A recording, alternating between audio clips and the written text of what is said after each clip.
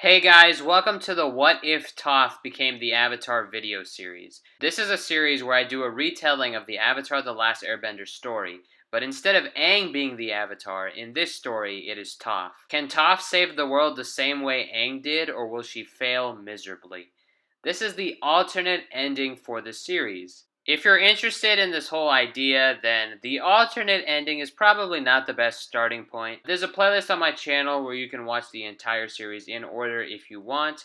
Now that that's all out of the way, let's get into the story. So the main way the alternate ending is going to be different from the original ending is that the Day of Black Sun will take place on the same day as Toph's execution. Additionally, Team Avatar will have less time to prepare since the eclipse takes place earlier in this timeline. So the Day of Black Sun will play out differently than before. Essentially, everything from the beginning of the series to the end of the Fate of the Avatar video takes place the same way, but the Day of Black Sun is completely different. If you want, you can rewatch the Fate of the Avatar video to get some context for this ending. Obviously, you don't have to, but if you feel the need to, go ahead. Anyways, let's get into the story. So the invasion force gets to the Fire Nation Palace the same way that they did in the original series, with the use of the submarines. One issue that the heroes have in this storyline is that they don't have as many people as they did in the original ending, because the Mechanist had less time to prepare for the Day of Black Sun, so he couldn't make as many submarines. So they cannot transport as many people. They still do have a good amount of soldiers, but there just aren't as many. Their plan for invading is essentially the same, where they try to sneak Katara and Pakku into the palace. The only big difference is that this time, Sokka and Hakoda decide to rely more on White Lotus members to spearhead the attack, since they have less people than they wanted. So the invasion force sneak into the Fire Nation capital with the submarines, but Iroh begins to realize that something is different. Something is off, notes Iroh. The security is less tight than usual, and there are barely any soldiers nearby. Yeah, I noticed that too, states Sokka. What do you think is going on, Master Iroh? Questions Hakoda. I'm not sure exactly, responds Iroh. However, whenever there is a large event, the Fire Nation capital's security layout changes. A majority of the soldiers are stationed around the perimeter of the event. There are probably a lot of innocent civilians at this event as well. Sokka and Hakoda look at each other. This changes things, states Hakoda.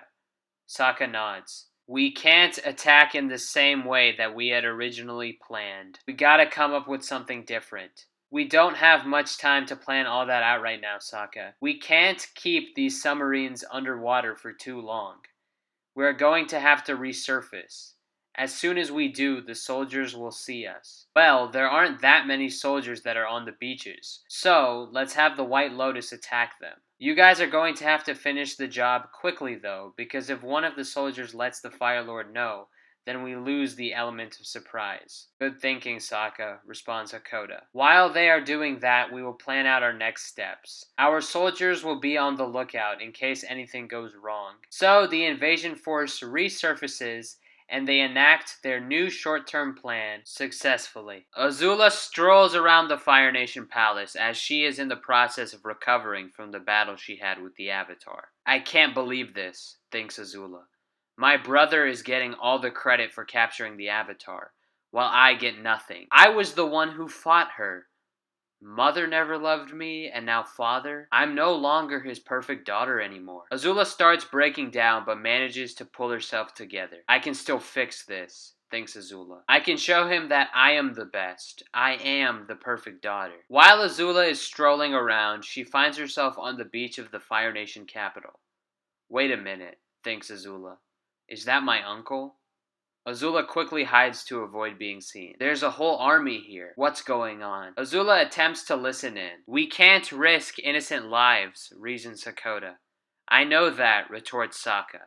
So that means we can't just march in with all of our soldiers like we were planning to. We are going to have to approach this stealthily. Sokka nods in agreement. We need to figure this out soon. There's about 35 minutes left until the eclipse starts. We've spent enough time talking. We need to make a decision as soon as possible. I have an idea. Let's have Master Paku and Che sneak into the area the event is taking place. Once they get inside, Paku needs to find Fire Lord Ozai and try to kill him with a long-ranged attack. For example, he could impale him with an ice spear from afar, but he shouldn't attack him until the eclipse begins so that no one can fire back. Once that is done, Che should throw a smoke bomb as a signal for us to invade the area. Once we get there, the Fire Nation soldiers will surrender because they can't firebend, and their leader will have been taken out. Then we will crown Master Iroh as the new Fire Lord. Once we've succeeded, we can finally start looking for Toph. I know it's not a completely foolproof plan, but it's the best we can do. Hakoda nods and smiles.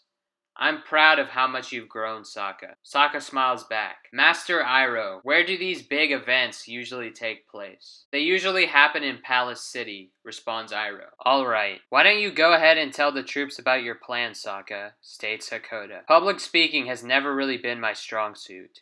Why don't you just do it, Dad? Sokka, you're a great leader. You should have more confidence in yourself. I know you can do this. Thanks to Hakoda's inspirational words, Sokka gains confidence and presents his plan to the troops. What if things don't work out the way we want to? Asks Che. What should Master Paku and I do then? If Master Paku somehow manages to miss the target, fire the smoke bomb anyway so we can back you up. It's going to be close to impossible to kill the Fire Lord in all that frenzy, but we can at least give it a try. Let's hope it doesn't come to that though. We will be waiting for both of you here. Good luck.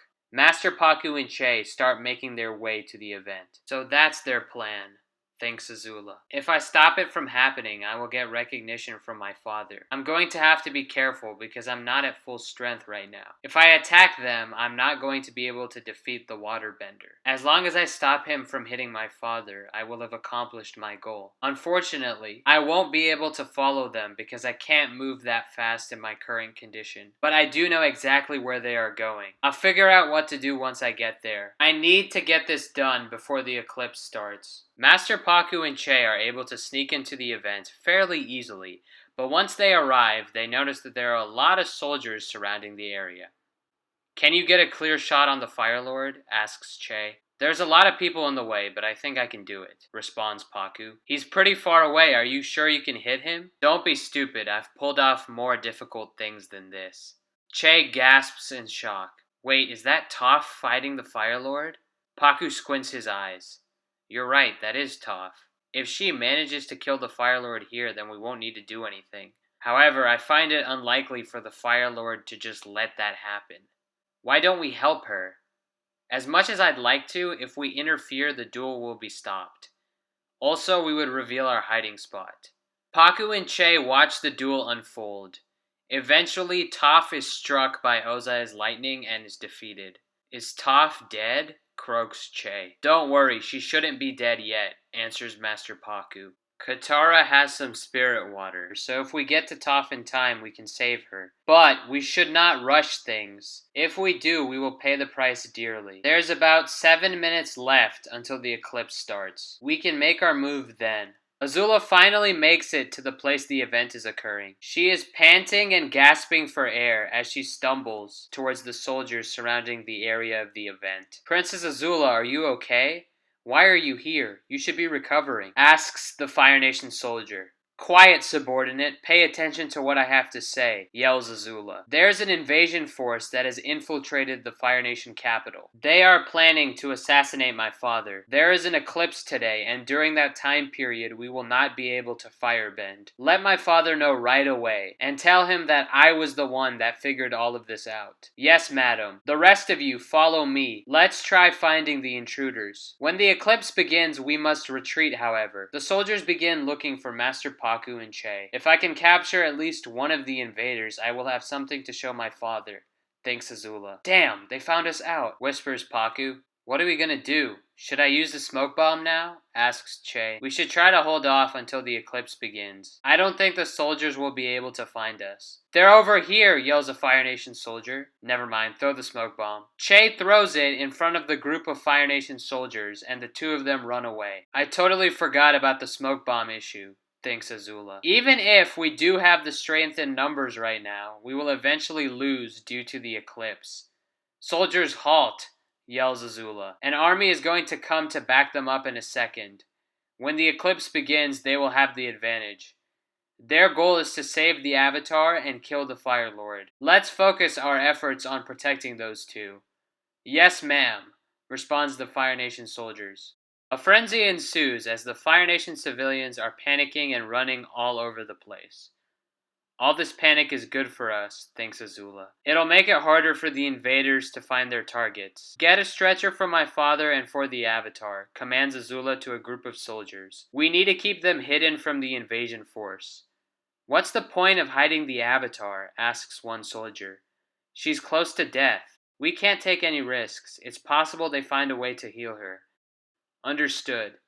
Additionally, make sure you hide them in different places. That way it's harder for them to be tracked. Yes, ma'am. The best way the invaders can find my father and the Avatar in this pandemonium is by splitting up into small groups.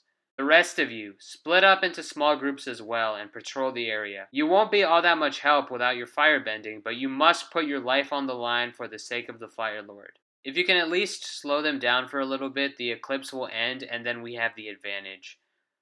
Zuko, Mai, and Ty Lee walk up to Princess Azula.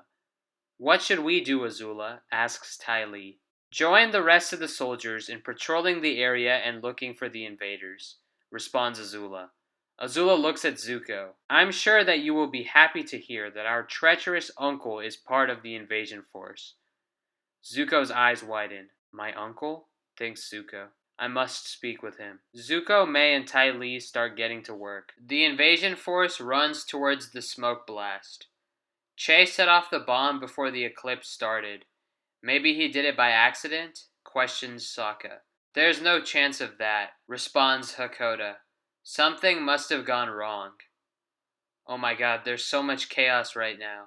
It's going to be extremely difficult to find the Fire Lord. Honestly, we need all the people we can get. Maybe it wasn't the best idea to leave some of our soldiers behind to guard the submarines.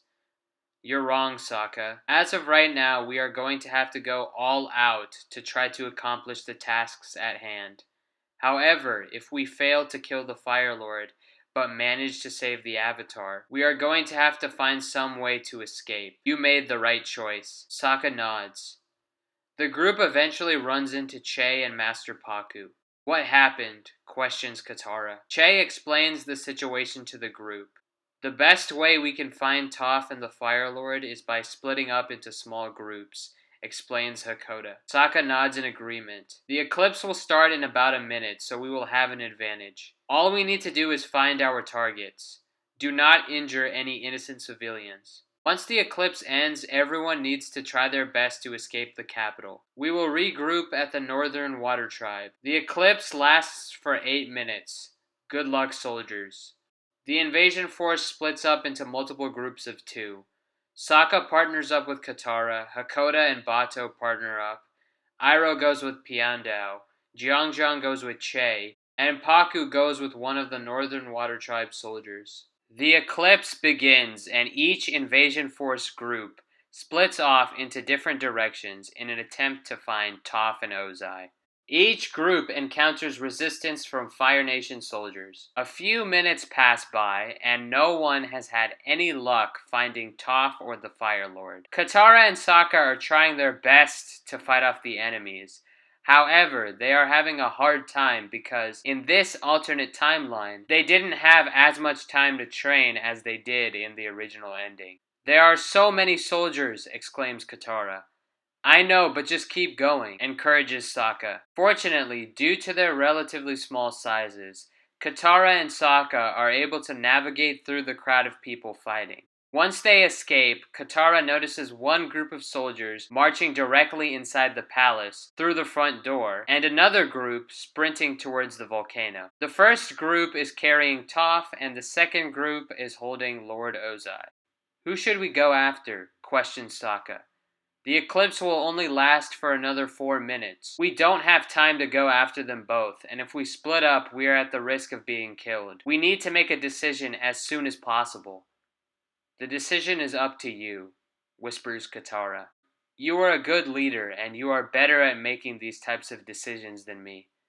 I will support any choice you make. Sokka nods. Follow me. The two of them start sprinting as fast as they can. Iroh and Piandao are defeating multiple Fire Nation soldiers with ease. Amid all the fighting, Iroh notices a familiar figure standing to the side. Zuko, is that you? Hello, Uncle. Sokka and Katara fight the soldiers with all their might. I can't believe they found us, yells Fire Nation Soldier 1. We are useless without our firebending. Don't worry, even if they beat us here, they aren't going to escape alive, responds Fire Nation Soldier 2. Katara picks up the two soldiers with her waterbending and slams their heads together. We did it, pants Sokka. Katara smiles. I'm surprised you made this decision, Sokka. Before the eclipse, you were constantly telling me how the main goal of this mission was to kill the Fire Lord. I'm surprised you chose to save Toph. Sokka smiles back. A while ago, when we were traveling to the Northern Water Tribe, Toph made the choice to save me from being killed by Zuko, despite being the tactically unwise decision. That's just what friends do for each other. We will beat the Fire Lord another day. This is more important. Katara smiles and proceeds to use the spirit water to heal Toph. Toph slowly opens her eyes. Katara? Sokka? Is that you? Croaks Toph. The Avatar has returned. Anyways, guys, that is the end of the video. If you enjoyed it, please leave a like and subscribe. It means a lot. Let me know what you guys think about the alternate ending so far in the comments below. Once I finish the alternate ending, I'm going to make an epilogue for the original ending. However, I'm not going to be doing an epilogue for this ending, and I'll explain why once I'm finished with it. Obviously, I don't want to spoil anything. But yeah, thanks for watching, and I'll see you all later.